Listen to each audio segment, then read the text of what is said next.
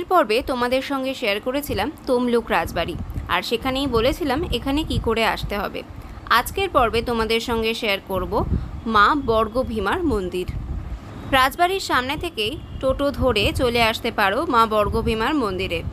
মূল্য per head 10 টাকা। এছাড়া শহীদ মাতঙ্গিনী স্টেশন থেকেও চলে আসতে পারো এখানে। 51 সতীপীঠের অন্যতম মা বর্গভীমা মন্দিরের সামনেই রয়েছে ভৈরবের মন্দির। চলো আগে তোমাদের এই মন্দিরটাই দেখিয়ে নিয়ে আসি।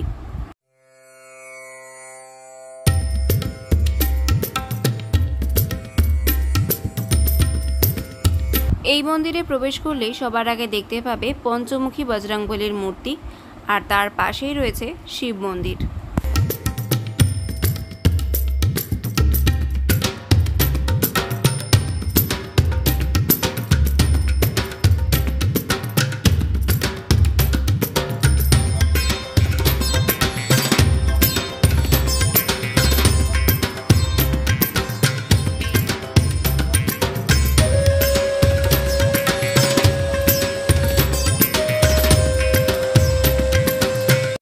পুজো দিতে চাইলে মায়ের মন্দিরের বাইরেই রয়েছে প্রচুর ডালার দোকান, সেখান থেকে ডালা কিনে জুতো রেখে তারপরে মন্দিরে প্রবেশ করতে পারো। মায়ের মন্দিরটি রাস্তা থেকে বেশ কিছুটা উঁচুতে হওয়ায় সিঁড়ি ভেঙে উপরে উঠতে হয়। তমলুক শহরের একদম প্রাণ কেন্দ্রে অবস্থিত মা বর্গভীমা মাতার মন্দির। এই মন্দির সকাল 7টা থেকে দুপুর 2টো পর্যন্ত এবং দুপুর 3টে থেকে রাত্রির 8:30 পর্যন্ত খোলা থাকে। এই মন্দিরকে ঘিরে রয়েছে নানা অলৌকিক গাথা। চলো এক এক করে শুনে নেওয়া যাক। দক্ষযজ্ঞ বিনাশের পর দেবী সতীর জ্বলন্ত দেহ নিয়ে যখন মহাদেব তাণ্ডব করছিলেন, তখন সৃষ্টিকে রক্ষার জন্য পালনকর্তা বিষ্ণুদেব দেবী সতীর শরীরে তার সুদর্শন চক্র চালনা করেন।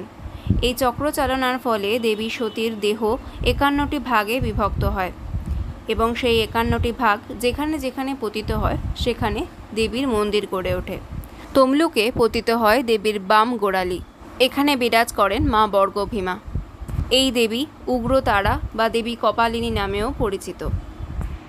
মন্দিরের ভিতরে কখন কোন সময়ে মায়ের পুজো হয় এবং কোন কোন দিন বিশেষ পুজো হয়, 51 সতীপীঠ কোথায় রয়েছে এবং তার সঙ্গে বর্গভীমা মায়ের উল্লেখ কোন কোন গ্রন্থে রয়েছে সেগুলি সব লিপিবদ্ধ করা আছে। মায়ের মন্দিরের ভেতরে প্রবেশ করলেই সবার আগে যেটা চোখে পড়বে সেটা হলো এই বলির স্থান। এর সম্মুখেই রয়েছে নাট মন্দির, যেখানে চলছিল মায়ের পুষ্পাঞ্জলি। আমরাও এখানে মাকে পুষ্পাঞ্জলি দিয়েছিলাম। মহাভারতের যুগে নরপতি মহিষ্যরাজ তাম্রধ্বজ এক জেলে পত্নীর কাছ থেকে শোনেন এক অলৌকিক কাহিনী। সে রোজ মরা মাছ কয়েক যোজন দূর থেকে এনে বনের ভেতরে এক পুকুরে ডুবিয়ে মাছকে জ্যান্ত করে নেয়, তারপর নিয়ে যায় রাজবাড়িতে। রাজা তাম্রধ্বজ সেই কাহিনী শুনে জেলে পত্নীর সঙ্গে গিয়ে উপস্থিত হলেন বনের মধ্যে থাকা সেই পুকুরে। গিয়ে দেখেন পুকুরের ওপর অধিষ্ঠান করছে প্রস্তরময়ী এক দেবী মূর্তি। তাকে স্বমহিমায় সেখানেই প্রতিষ্ঠিত করেন রাজা।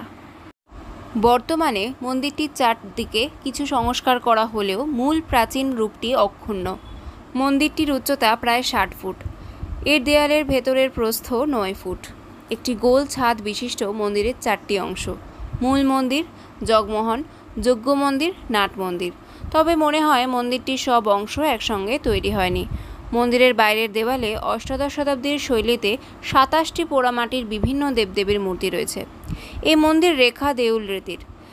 এখনকার রূপ বিশ্লেষণ করলে মনে হয় দ্বাদশ বা ত্রয়োদশ শতাব্দীর কোনো এক সময় এই মন্দির নির্মিত হয়েছে।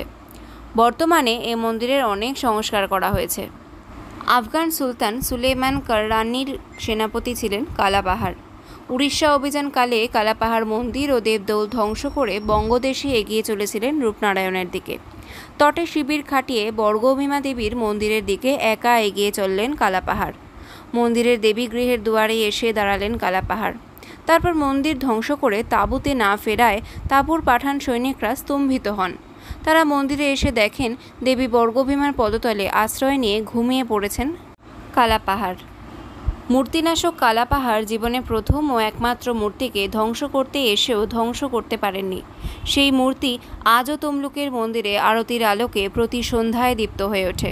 দেবী বর্গভীমাকে অনেকে চণ্ডীতন্ত্রে কথিত ভীমা দেবী বলেও মনে করেন। 51 সতীপীঠের মধ্যে তমলুকের বর্গভীমাও একটি পীঠস্থান, যেখানে বিরাজ করেন দেবী কপালিনী বা ভীমরূপা ও ভৈরব সর্বানন্দ। এই দেবীর মূর্তিটি একটি প্রস্তরখণ্ডের সম্মুখভাগ খোদাই করে নির্মিত করা হয়েছে। এই মূর্তিটির গঠন উগ্রতারা মূর্তির মতনই। প্রতিকৃতিটি কালো পাথরে খোদাই করা। এরকম খোদাই করা মূর্তি সচরাচর দেখা যায় না। এই দেবীর ধ্যান ও পূজাদি যোগিনীতন্ত্র ও নীলতন্ত্রানুসারে সম্পাদিত হয়। নাট মন্দিরে পুষ্পাঞ্জলি দিয়ে তারপরে মূল মন্দিরে প্রবেশ করতে পারো চাইলে। সেখানেই ঠাকুরমশাই তোমার হাত থেকে ডালা নিয়ে পুজো দিয়ে দেবেন মায়ের কাছে।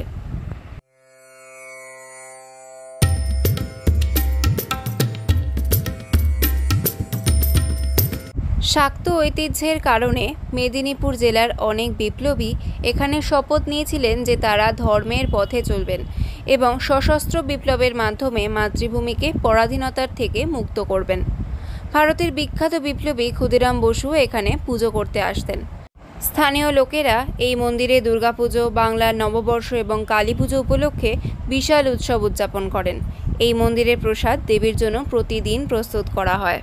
দেবীর প্রসাদ হিসাবে এখানে শোল মাছ রান্না বাধ্যতামূলক। মন্দির থেকে বেরোলেই দেখতে পাবে এই জায়গাটা।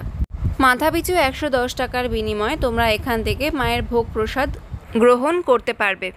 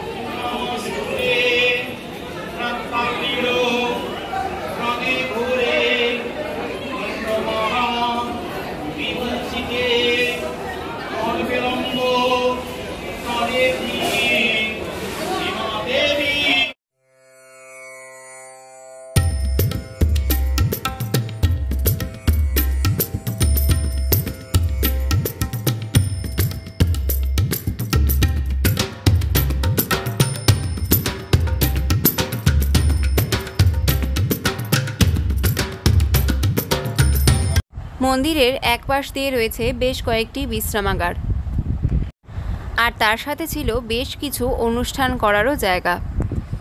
তমলুকের অধিষ্ঠাত্রী দেবী বর্গভীমা, বিবাহ হোক কিংবা অন্নপ্রাশন, যে কোনো শুভ অনুষ্ঠান দেবীকে নিমন্ত্রণ না জানিয়ে এখানে হয় না।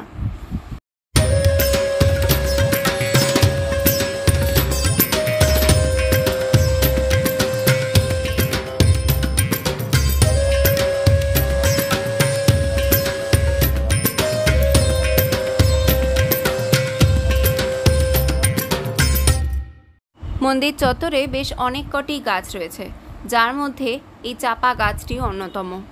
ভক্তরা যারাই এই মন্দিরে আসেন মনস্কামনা জানিয়ে এই গাছটির ডালে মঙ্গল ঘট বেঁধে রেখে দিয়ে যান। মনস্কামনা পূর্ণ হলে মায়ের কাছে এসে পুজো দিয়ে যান।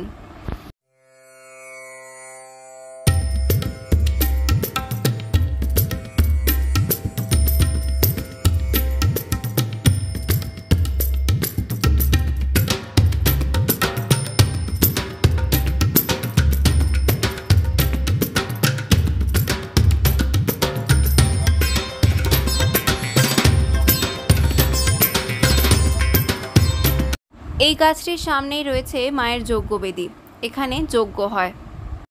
আর ওই কাঠচাপা গাছটির সামনেই রয়েছে ধূপ এবং মোমবাতি জ্বালানোর বন্দোবস্ত।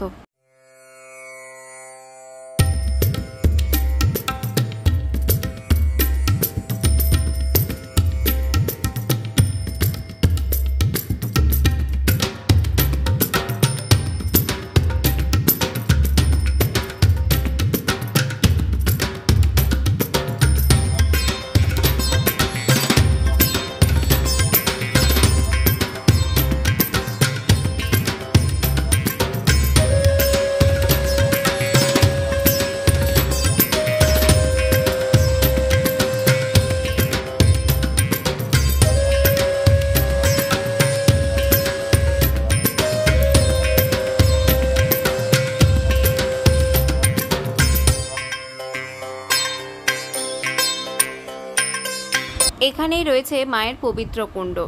এই জল খুবই পবিত্র বলে মনে করা হয়। এই কুণ্ডের জলে স্নান করলে বা এই কুণ্ডের জল মাথায় দিলে পুণ্য প্রাপ্তি হয়, এই ভক্তদের বিশ্বাস। মহালয়ার দিন বর্গভীমা মাতার পুণ্যকুণ্ডে তর্পণও আয়োজিত হয়। মায়ের মন্দিরের বাইরে যে বিশ্রামাগারগুলি আছে তার মধ্যে একটিতে রয়েছে নবগ্রহের মন্দির, যার মধ্যে রয়েছে একটি বটগাছ।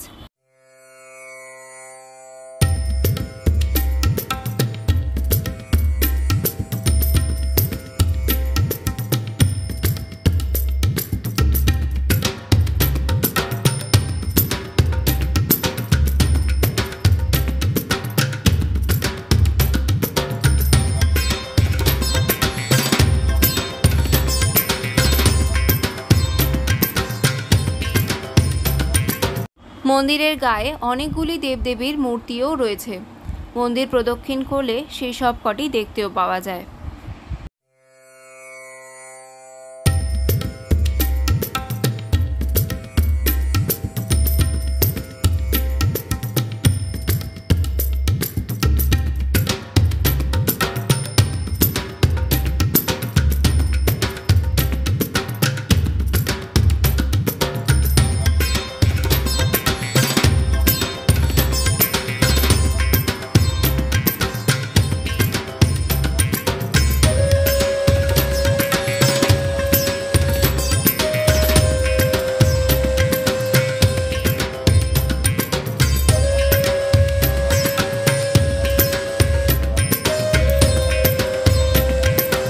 মন্দিরে প্রত্যেক দিন 12:30 থেকে 1টার মধ্যে ভোগ খাওয়ানো শুরু হয় এবং লাইন দিয়ে প্রত্যেক ভক্তরা এখানে ভোগ গ্রহণ করে 110 টাকার বিনিময়ে।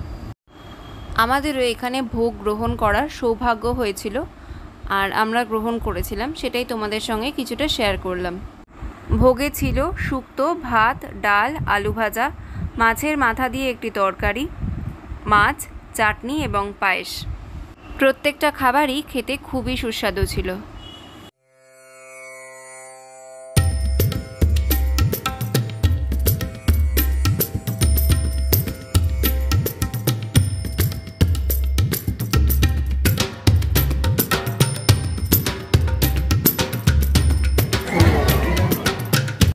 মা সকলের মনস্কামনা পূর্ণ করুক, এই কামনাই করি।